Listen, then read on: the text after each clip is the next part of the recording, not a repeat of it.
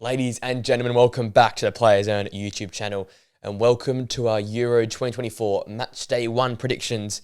Absolutely cannot wait for this tournament to start. I feel like an age since the end of the season. We're finally back with some football action. I'm finally back here on the couch to record some videos for you guys. Thanks for all the support recently. I know it's been a bit dire with some pre-recorded type videos. We're back and we're pumped and ready to go. Obviously, if you're new to the channel, please subscribe to the channel. We'll be doing match day predictions all the way through the Euros, all the way up to the final.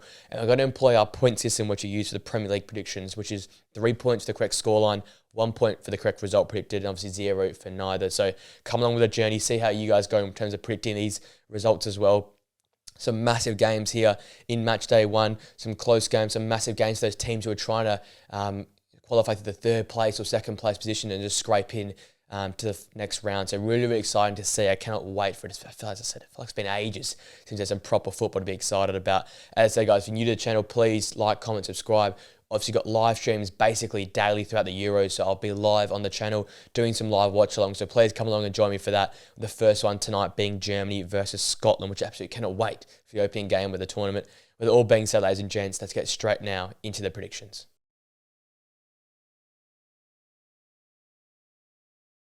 Our first game is a host Germany hosting Scotland, the underdogs in this game here. And boy, I'm excited. I'm really excited what Germany can produce here at home with some really young superstar talent. I think it's a chance for them to show out here, especially in the first match day. They've struggled starting tournaments off recently. Think back to the previous Euros and the World Cup. They've got off to a shaky start. I think this is a great opportunity to put your best foot forward and really show what you're all about. The likes of Musiala and Wirtz get the ball into their feet. With like Tony Kroos in behind to create from deep line positions. I think they're going to be all out attack in this game here. Try and score first, try and put a few past Scotland because they'll be sitting in deep in that five-back formation. They'll likely play there. I think it's a chance for Germany just to keep going, keep attacking. I think a great chance to get Kai Havertz on the score sheet earlier. Players in being in great form for Arsenal come the second half of the season, but someone that's not a natural out-and-out striker, try and get him the ball. Let him see the ball at the back of the net and get that confidence up early in the tournament, because in tournament football, you always need a striker who's clinical and can put the ball in the back of the net, and Kai Havertz has got to be that guy for Germany if they want to go all the way. And I think they have the possibility to. Depth all over the park. Neuer and ter Stegen, two are the best goalkeepers to choose from. A really solid back line. I'm really excited what Maximilian Mittelstadt can do from left back as well. And midfield, as I said, you've got the likes of Musiala, Wirtz, Kroos in there. It's deep. Robert Andrich as well. Like, you've got so much quality, so many elite level players. That's going to be exciting to see what they can actually produce. So, bit of the young, bit of the old, and I think this would be a great chance to really put the foot down early on here versus Scotland, who come as, again, really, really underdogs, but were fantastic in their qualifying stages, finishing top of their group. Only one loss, Scott McTominay and John McGinn going crazy. McTominay leading the scorers for the Euro qualifiers at one point in time. They're playing some really aggressive football. Steve Clark and his lads there getting really high up the pitch. They can revert from a 5-back to a 4-back quite easily. I expect them to sit in that 5-back in this game here, with Tierney probably coming in more centrally and joining the two centre-halves there. I think in this game here, it's all about defensive solidity, and it's really about that midfield duo where it's been McGinn or McTominay dropping in, whoever they want to employ that other central midfield position alongside John McGinn, sitting in nice and deep, being compact, and forcing Germany to sort of play around and use the width. I think their weakness will be their width. They've got a lot of good attacking midfielders that will probably drift out wide. If you can try and kick the ball out that way and keep the ball away from the middle of the park, you've got a bit of a chance here. I think for Scotland, it's all about just trying to be creative when you have the opportunity. When you get the ball at your feet, try and go forward and try and maybe catch Germany on the counter attack. By when they play the high line there, Rudiger will definitely get high up the pitch. So that's probably only the way I can see Scotland getting anything from this game here. With that being said, I've got Germany winning this game 3-0, home ground advantage, first game of the tournament back at home, and these young superstars, I think they'll just run right in this first game here for me.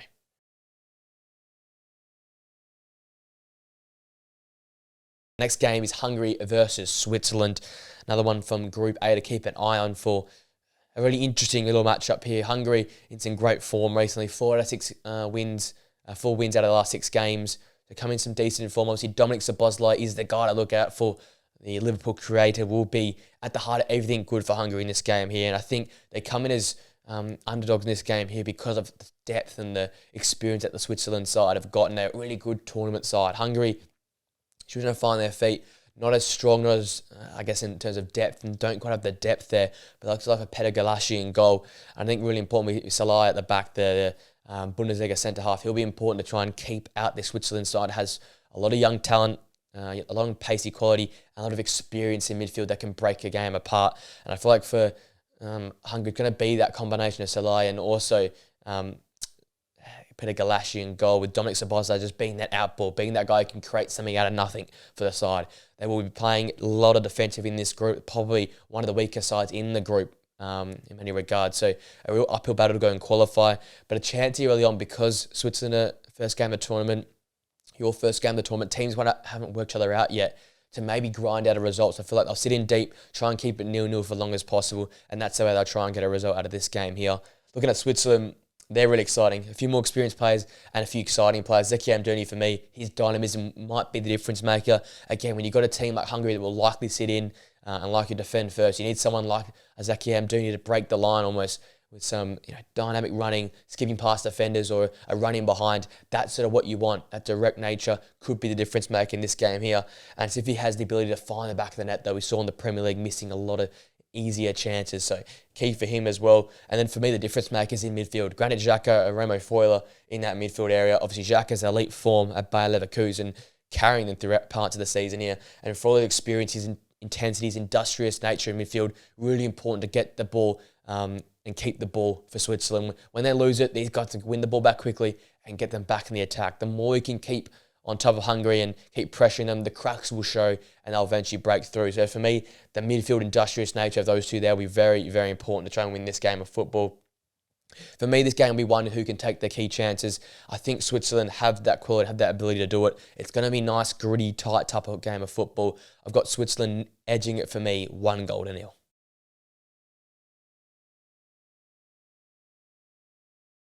We now move to the group of death, and the first game from there is Spain and Croatia. What a game this one is going to be. Spain, really, really underrated team in terms of their ability to go and win this tournament here. Lots of quality talent, like so Rodri in this side. You've got a great keeper in Unai Simon, experienced players like Nacho. And then you've got Lamine Yamal, you've got the Nico Williams, you've got a guy like Alvaro Morata leading the line as well, and you've got the Pedris of the world in that midfield area. So really, really excited to see what they can produce in this tournament. A real chance to see a real benchmark. Where are they currently at? Obviously, these two sides went deep in the Nations League as well. Spain winning the Nations League. Can I do one better here and win the Euros as well? Be interesting to see. As I said, I look to the dynamic partnership of Lamine Yamal, Nico Williams on the flanks. They will be the players that can break any game apart. Again, it's really surprising you're relying on such young players, but these guys are generational type talents, and I feel like to be a Croatian side that's so good in tournament football, you need these guys to stand up and to create some massive moments. So without a surprise, with Alvaro Morata, he's a quality player, but he isn't that difference maker. He's that clinical number 9 you need in a tournament football, but how Croatia sits so deep and how Croatia are so good in tournament football in terms of denying the opposition chances, it's these guys that can maybe nick a ball for the defender, run in behind. I can maybe drop the shoulder, play a bit of skill and get past the defender. That will be the difference in this game here for me. I love what Nico Williams does, and I absolutely adore what Lamine Yamal has been doing. So these guys, what they've done for their respective clubs in Spain, can try and do it here for the national team. They'll be the difference maker in this game for me, because you've got a Croatia side that, as I said, is in probably their last iteration of the golden generation. The likes of the old heads of Luka Modric, Mateo Kovacic, Ivan Perisic. Probably the last tournament, at least for Modric and Perisic, and Kovacic coming towards the end, I guess, as he's turned 30 years old. But it's their dogged nature for me. That's what makes me love this Croatian side. They keep fighting. They'll find a way to get results. And I feel like those experienced players will be the keys. They've seen it all. They've been to a World Cup final. They know what it takes. And they've been to many deep tournament runs. So we're really excited to see how they can compete against this younger Spanish side. And I feel like that midfield battle will be the key. Whoever wins this midfield battle here, if Spain can control the midfield and control the ball like we expect, or if Croatia can try and nick the ball back more often than not, pounce on the Spanish mistakes, I can see them going to win this game. I think both teams score. I've got Spain winning 2-1, but don't get me wrong, a really, really hard game to pick. I wouldn't be surprised if Croatia start the tournament off with a key result being a draw against probably one of the tournament favourites for me in Spain.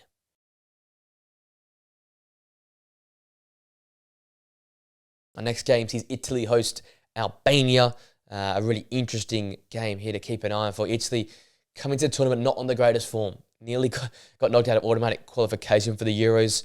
It was all a situation there with the Ukraine in terms of how many goals needed and how many goals Italy scored.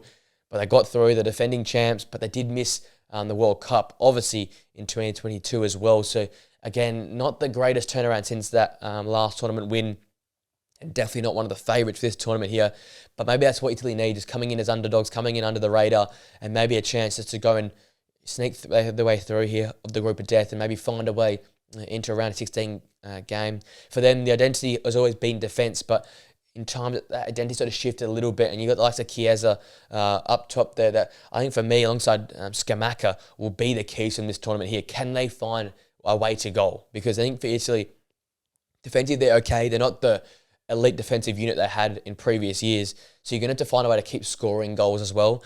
And can Gianluca Scamacca and can Federico Chiesa find the back of the net for me? I think if they can find the net more frequently and more easily, not have to really grind the way out for goals, it might be an easier way for Italy. But I just don't see a clear avenue to goal and consistent way to find goals for Italy. And that creates problems because you automatically become a very defensive side. You decide to grind results out. And sometimes it works in tournament football, but in tournament football goes one way or another. You've got 90 minutes to play here. You don't want to drop points to Albania. It's a very, very nervy first game for them. The wing backs like DeMarco and Di Lorenzo, these are types, I'm looking to them because they're going to provide that width, provide that overlapping fullback run, and they might be the difference to try and overload attacking areas and try and create goals for Italy. So the fullbacks for me, Scamacca and Chiesa will be the keys. Can they hold the key to finding the back of the net? Because I think that's the biggest problem right now for Italy. Looking at Albania, they come into the tournament off the back of a fantastic qualifying phase. Finished top of their group, fantastic work. A few mixed results in the friendlies and warm-up games prior to the Euros, and obviously are massive underdogs in this group here, but they could cause problems early on here. As I said, Italy are really a team in mixed form, mixed bag right now. Take the game as deep as possible, really go into that defensive bag, really keep it compact, force Italy away from their own area and passing side to side. That's the key for them. And I think when you got Ramadani, Asllani, these sort of guys in midfield, they'll be important in terms of dropping in, providing defensive cover, being those hard workers in midfield, breaking up the play. I think these are the keys for me. They'll be the keys throughout all of Albania's tournament because of how quality they are in midfield. That central area, they control that middle of the park there, deny Italy chance in that area, force them out wide, and you might be able to grind out a really important or famous draw for me. With that all being said, I think Italy will get it done unconvincingly.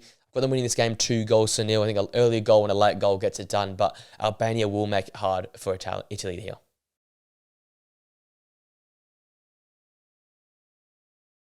The next game is Poland versus the Netherlands. Poland aside, coming in this very underrated because of Robert Lewandowski going down injured. They are heavy underdogs in this group here, but a chance to just fight and grind out this first game here. Key players like Wojciech Szczesny, Nikola Zalewski as well on the flanks. The young star there and the experienced goalkeeper will be the keys for me in this game here because the Netherlands, for me, are one of the teams in this tournament to be excited about. They've got their balance in the young heads, the old heads, the talent, the flair. I think for Poland, it's about grinding out this first game here as much as possible. Try and stay in it as long as possible as well because outside of Zalewski, I don't think they've got real elite quality in the final third. And the team doesn't look as good as it has in previous tournaments. That's just the effect that a lack of Robert Lewandowski can have in the side there. Going to have to sit in deep, going to have to be really ruthless and not make mistakes. Because if you make any mistake, I think this, the Dutch will pounce on that. You look at the Netherlands, fantastic. I think that this team is. You like the Xavi Simons in there, a real attacking threat. Memphis Depay up top leading the line, always really fantastic for his country. And just an ability to win the ball midfield with the likes of Frankie de Jong. A real experienced backline there, Ake alongside Virgil van Dijk, Stefan de Vrij, Jeremy Frimpong might be employed, Denzel Dumfries. A lot of real quality players in this side here. And I think, when you got the likes of Frimpongs, the likes of Xavi Simons and Memphis Depay, these flair type players, these exciting players, they've got what they take, they've got the needs to have that X factor and what it takes to try and break a game apart if they really need to. But I think the quality and depth throughout the park and the way they play their attacking football and how quality they've been over the last 15 to 18 months, I think they breathe this game for me. A real quality side, a side that can really go deep in this tournament. I've got them winning this game 4-0 and just walking all over the Polish here in this game.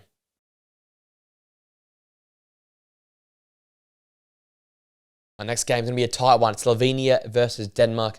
Slovenia, another underdog side. They will be relying on their captain and the ever reliable Jan Oblak in goal to try and keep away this Danish side. Again, we'll sit in deeper to counter-attack their opposition and really just create that identity of relentlessness, ruthlessness at the back, and just keeping out oppositions for longer than not. That would be their key to qualifying if they can. A really tough group for them, probably the underdogs of the group with how quality the group is. It's a real even spread group, and then you've got England, so they'll try and find a way to grind out draws, maybe nick a result here and there, but I think in this game here, it'll be one step too much. The Danish side is an experienced tournament side. They've been to a few tournaments now, really underperformed in the last World Cup, but you remember back to the previous Euros, made it all the way to the semi-finals. The last for Christian Eriksen, you'd think so, but they've got that creativity, that spark in midfield for me. When you look at the likes of Højbjerg in there, Damsgaard, Eriksen, these sort of experienced heads, these creative type plays in midfield and midfield wide areas. Then you've got the likes of Rasmus Højlund in the line, a real X-factor, young, dynamic player that can really be a difference maker for the Danish side, because when he switches on, we saw with Man United, he swung the game for the club, basically. He made the team look unbeatable at times. So a lot of pressure on the young forward's shoulders, but he's got that ability to find the back of the net from a lot of different ways and places. Left foot, right foot, top corner, bottom corner, heading, all a lot. He's got that ability to find the back of the net when he gets into those solid areas. So can this Danish side create enough chances for him? Can they find him in enough dangerous areas? That would be the key for me. I think they have enough quality, despite how Slovenia will make it hard, will make it really compact to the back. I think the Danish get this game 2-1. It's about taking a chance for the Danish. Can they be clinical in front of goal? Can they score first? Because if they score first, you're likely to win this game for me.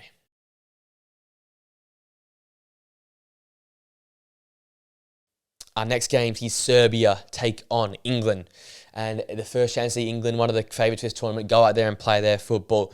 Serbia, they will not be an easy team to beat. They qualified second in a bit of a weaker group, but their hope will be relying on this sort of 3-5 back type formation and sitting in nice and deep and forcing England to play around them and try and force them not to be having chances in the central areas. I think for Serbia, it's about the keeper for me. Mallorca keeper, Rajkovic, who's been very, very good for Mallorca this season. Whenever I watch them play, he's made some fantastic saves. I think for me, in this game in particular, he will be the key. Like Harry Kane up top, Cole Palmer, Phil Foden, Bukayo Saka, these guys will have chances you likely expect. Can Rajkovic keep him out the net? Can he make some big saves early on and instill this Serbian side with some confidence? Because they have got some really quality players at the top end of the pitch and in the midfield areas. So if they can keep him out for longer periods here, if Serbia can start to build in the game and build in some confidence, they could take the English side. So it all starts at the back for me with Rajkovic in goal. Obviously, you've got the outballs to Mitrovic and Vlahovic. These guys are elite level strikers who can play physical, who can roll in behind, who when they get the ball in the box, more often than not will find the back of the net. That's what you want if you're Serbia. So really excited to see what they can produce in this game here with the limited chances they'll get. Can they score with limited chances? Then you've got Lukic and Milinkovic, Savic in midfield. They will keep it tight. You know what they can do. They'll try and prevent England from running through the midfield. They'll really be industrious in that midfield there, wanting to put a body on, break the play up, be physical, and make it hard for England. I think the longer the game goes, and if it still says scoreless, that's when Serbia build into the game. That's when England can start to open up a bit more, and that's when Serbia can try and hit that outball to Mitrovic or Vlahovic. Both strikers in fantastic form this season. Coming to England, obviously some really mixed results in the build-up. Always pressure with England coming to major tournaments. This golden era, I guess they've classed as when you've got the youngsters of Bukayo Saka, Jude Bellingham, Cole Palmer, Harry Kane leading the line here. Mark Gahey looks like he might be starting this tournament alongside Jordan Stones. Luke Shaw, so many great players all over the park, but you've got Gareth Southgate, and that's sort of the weakness in this side here. How will they play their football? Will they go out and play a true sort of 4-1-2-3 sort of 4-1-2-1-2 sort of style? Will they only have one sitter in Declan Rice, or will they play a sort of double pivot, deeper type formation? How will they play in midfield? Will they try and play forward first, or will they play sideways again? Because the sideways style has worked, but it always means that games are tight. They can never show what they've got in the final third. But when you've got like Harry Kane, Bukayo Saka, Phil Foden, Palmer, these guys are the top sort of 5-10 forwards in world football running. You've got to find the ball to them. And then where's Jude Bellingham employed? Is he the number 10? Is he the number 8? A lot of questions to be had. So interesting to see how they'll line up. But I think they'll have enough quality in this game for me I think it'll be more of a desperation type result where they'll have to nick one late in the game. They're a team that will build into the tournament for me, but with enough quality in the final third that you think they'll get over the line no matter what. Serbia will make it hard. I've got England winning this game 2-1, but again, not a convincing result at that.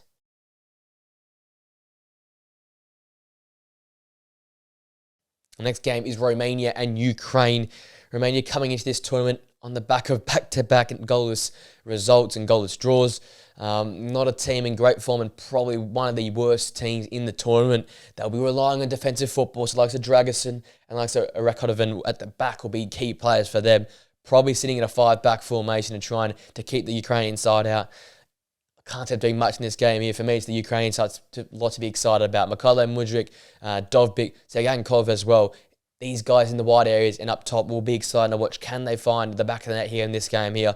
Do they have the real clinical edge to go and score the goals? Dovbyk, a real clinical striker when he's in his bag and his groove, and you feel like he found that come the end of the season for Girona. So Gankov, a real creative type player, and then Mudryk's that X factor, the ability to run in behind, the real pacey flair type player. So they've got a lot there. And then if you got at the back as well, you got the likes of Ilyazar Bani alongside Zinchenko, two Premier League renowned players and two real quality players alongside a really solid back four. And then you got Andre Lunin in goal as well. So quality all over the park, a real underdog type team that might be a smoky or a dark horse for many fans going to this tournament here. A chance to really show what they're all about here in this first game. I think Romania will try and make it tight as this their first game of the tournament, but I think Ukraine have the quality to get through and get through quite easily here. I've got them winning this game 2-0 and got them winning it quite comfortably.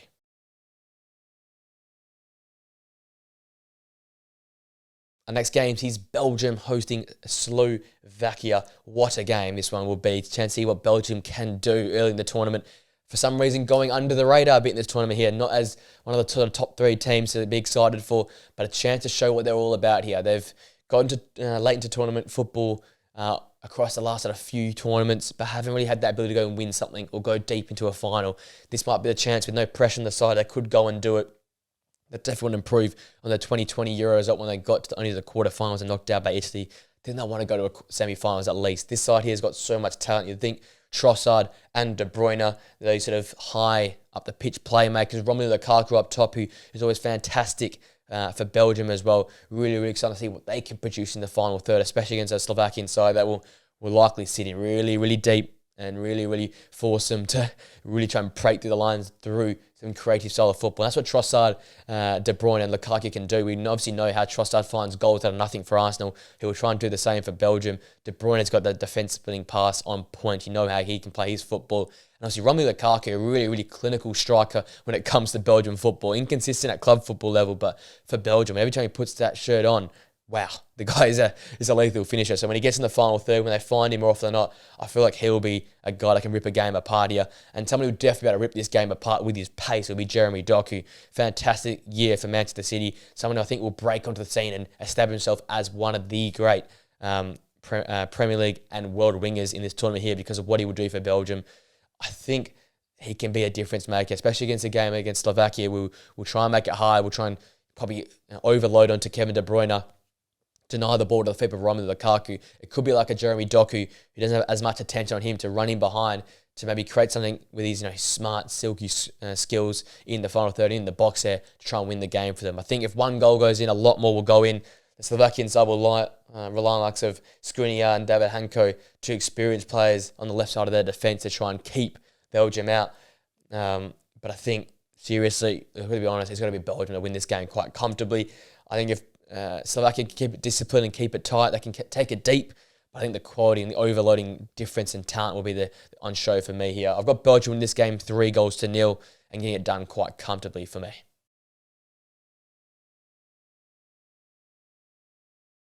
Our next game is Austria versus France.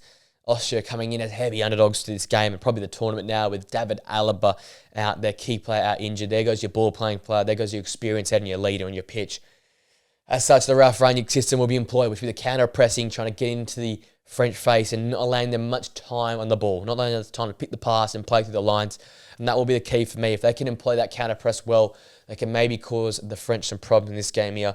For me, to think of the likes of Maximilian Werber, Posh at the back, these guys will be pivotal to shut down the dangerous French front line and how experienced they are for one, and secondly, how world-class they are for a second. So the likes of Wober, the likes of Posh will be really, really important. Then you got Baumgartner, who's been in some great form up top there, sort of in behind the striker or out wide in the left-hand channel there. He'll be really important. And most likely, Marko Arnautovic to lead the line for me. Can these guys create something out of nothing? Can these guys score on the counter-attack? Can these guys make the most of limited opportunities? That will be the key. If Austria can pounce and score, a goal or nothing, you might be able to nick a result here, nick a win, or maybe nick a really important draw early on in this tournament here. But come against the French guys, and probably for me the favourites, when you got the likes of Kylian Mbappe, Olivier Giroud, Antoine Griezmann, Ousmane Dembele, all up top here. So much quality, so much talent, and so many different ways and avenues to goal. Griezmann will find a way to find a defence putting past or score a well-ready from a free kick or outside the box. Olivier Giroud, clinical in front of goal, inside the box there, won't miss an opportunity. Kylian Mbappe, probably the best player in the world at times with his running, his skillful nature, his strength, his ability to find the back of the net, left foot, right foot. You got the likes of Dembele as well, who's had an interesting season, but always turns up for France. Then you got midfield with Camavinga and Chouameni, and all this quality and versatility in midfield, and Tao Hernandez, Jules Koundé at the back. Is any weaknesses inside? Probably not. Mike Maignan in goal as well. There's no real weaknesses inside. Didier Deschamps and his side will go once again to try and win it all. And I think this game here, they'll just roll over the Austrian side. Probably one of the most one-sided affairs we'll have in the first match that I've got France winning this game 4-0 for me. And I can't see it going any other way, unfortunately.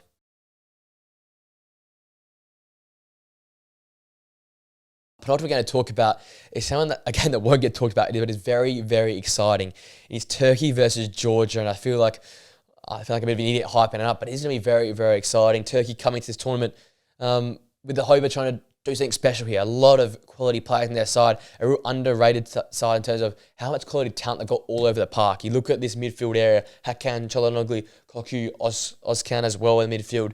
They'll be really important in terms of keeping possession of the ball, especially against a Georgian side that will probably give up possession and want to try and hit on the counter-attack. It'll be these sort of guys to try and create from deep line positions and high up the pitch in midfield there and see if they can maybe get on the edge of a ball as well, at the edge of the box, try and find the back of the net. I feel like that's their strongest position on the park, that midfield quality, that midfield industrial nature, that midfield creativity. It's got a bit of everything. It sort of fills a pie chart up and is very, very solid in all regards. For me, a lot of pressure will fall onto Zeki Çelik, fullback position, to try and shut down Kvaratskhelia. He will be the player for Georgia for me. Obviously, we know what he can do, know what they can do, but the fullback is going to be very, very important. If Çelik can deny Kvaratskhelia easy running in behind or running into the channel there, it denies Georgia a lot of their output. It denies Georgia a lot of their outballs as well, and denies a lot of Georgia's ability to find the back of the net and find an avenue towards goal. You shut that down, you shut a lot of things down for this side. And you've got to be excited about Turkey because they've got Arda Güler. They've also got Yildiz as well, two of Europe's youngest, exciting talents to come out of the top 5 legs this season. So really interesting to see how they implemented this side as well. So much creativity, so much versatility in these sort of players here. They can play centrally out wide and probably lead the line as well if they're going to play this sort of more defensive style of football and real possession-based football as well. So really excited to see what Turkey can produce. Obviously, I said Kvaratskhelia for Georgia will be their key player. But also, you've got other players as well. Georgi Masvidali as well in goal. Can he be a real key figure in this side? Prevent goals in the back of the net. The Valencia shot stopper has been very consistent for them this season. And can he just deny Turkey a few chances here? Can he keep this Georgian side in the game? I feel like it'll be whoever takes their chance to win the game. I think Turkey just get over the line for me. But a really equal affair where both teams will try and play different styles of football. Georgia trying to counter-attack, Turkey trying to play to the lines and in possession. I've got Turkey just nicking this result 1-0. But again, the quality is there in their favour. But can Georgia go on counter-attack and cause a real shock result here in this game for me?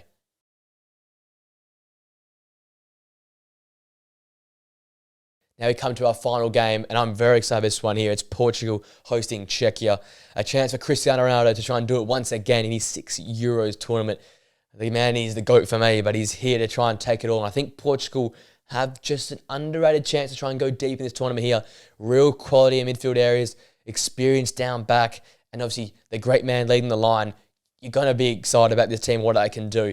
I think for me, as I said, they had a fantastic qualifying stage, obviously a weaker group, but only can see the 2 goals, went unbeaten and played some real more aggressive front footer style of football under Roberto Martinez. He will try and play that system once again. And I think Portugal's success will sort of rely on what the likes of Bruno Fernandes can do in midfield, alongside the likes of Palhinha and João Neves. If Palhinha and Neves can be solid enough defensively to allow the fullbacks to push on, to allow Bruno Fernandes to just purely create, that's when Portugal could have the upper hand, because Ronaldo, we know he's the old age now. He's been in Saudi, he's been scoring goals for fun, but he probably isn't as sharp as he was when he was in Europe and playing frequently twice a week. So for him, it's just getting the ball to his feet in dangerous areas. He's that now poaching sort of finishing guy, and he'll find the back of the net more often than not. He's that sort of quality. He can make those real darting runs in behind and hold the ball up, but we want to find Ronaldo in the 6-yard box or in the box there. The only way he can do that is if Bernardo Silva, if Rafa Leao and Bruno Fernandes can purely create, if Jacques Cancelo can push on, and the only way they can do that is if Palhinha and João Neves can control the game and be these deep-lying sitters that can sit in alongside like some Ruben Diaz, whether it be Pepe or Silva as well at the back, and allow the other players to push on create. So I think for me, a lot, in a way, indirectly relies on these 2 holders. Can they be solid enough? Can they dictate the game? Can they win possession quick? And can they get Portugal going forward? And obviously, a lot will rely on Cristiano Ronaldo. Find the back of the net, keep scoring for your country again, keep carrying this side like we've done in recent years, and they'll go a long way. They're coming against a Czechia side who, they'll be tough. They'll be tough to beat, but Portugal will have the upper hand. I think you looked at like a Patrick Schick up top. He'll be the important man to find the back of the net. We obviously know what he's done with Bayer Leverkusen, finding goals out of nowhere, late in games, some pivotal goals. He'll try and do the same thing here for Czechia. And that can cause Portugal some problems if they can try and be sitting in deep and try and pounce on the counter-attack. Counter-attack style of football will be the way to go against this Portugal side that will now try and throw a few more numbers forward under Roberto Martinez. But I think Portugal's quality midfield, obviously their elite level quality with Bruno Fernandes, Ronaldo, and Rafa Leao up front will be the difference maker for me. I've got them win this game 2-0. But don't get me wrong, Czechia will make it tough. I like the Tomas Souček, Sufal, and obviously Schick up top there as well.